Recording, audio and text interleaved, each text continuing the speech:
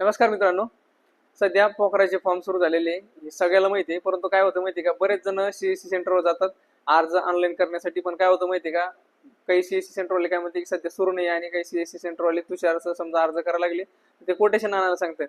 परंतु मित्रांनो, हे सरासर चुकीचं आहे. तुम्ही तसं करू नका. कारण काय माहिती आहे का, पोखरामध्ये अर्ज करताना तुम्हाला तुषारसाठी किती क्षेत्र गुंतायचं हे आणखीन फिक्स झालेलं नाहीये. जोपर्यंत हे कळत नाही तोपर्यंत तुम्ही अर्ज करू नका. कारण आम्ही आमच्या कृषी अधिकाऱ्याला विचारलं, त्यांनी सांगितलं हो याच्यामध्ये नेमकं फिक्स आणखीन झालं नाही नेमकं की तुषारसाठी किती क्षेत्र गुंतायचं आणि कोणत्या योजनेसाठी किती क्षेत्र लागतं हे आम्हाला सध्या सांगता येत नाही. 2-3 दिवस थांबा, आमच्याकडे अपडेट यादी आली तर आम्ही तुम्हाला सांगू.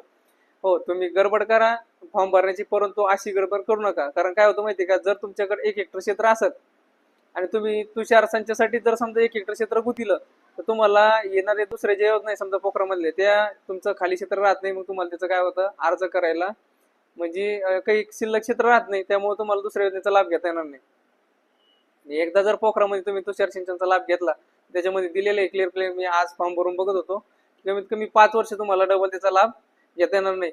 परंतु महाडीबीटी माग एकदा अपडेट आलं होतं की 2.5 वर्षानंतर तुम्हाला त्याचा लाभ घेता येतो. परंतु आता हे पोर्टलवर अपडेट होईल, बरेच जणांना माहित असेल, हे त्याच्यात अपडेट करील किंवा पोखरामध्ये किती असतं ते सांगता येणार नाही मला.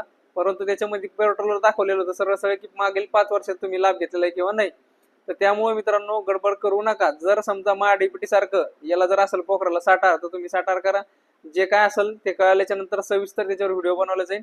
त्यामुळे इंस्टाग्रामला, फेसबुकला किंवा युट्यूबला तुम्ही व्हिडिओ बघत असाल मित्रांनो तर सबस्क्राईब करून ठेवा. मी नक्कीच तुम्हाला पूर्णतः कोणत्या योजनेसाठी किती क्षेत्र लागतं, काय लागतं, फॉर्म कसा भरायचा, ही सगळी डिटेल त्यामध्ये देईल मित्रांनो. धन्यवाद.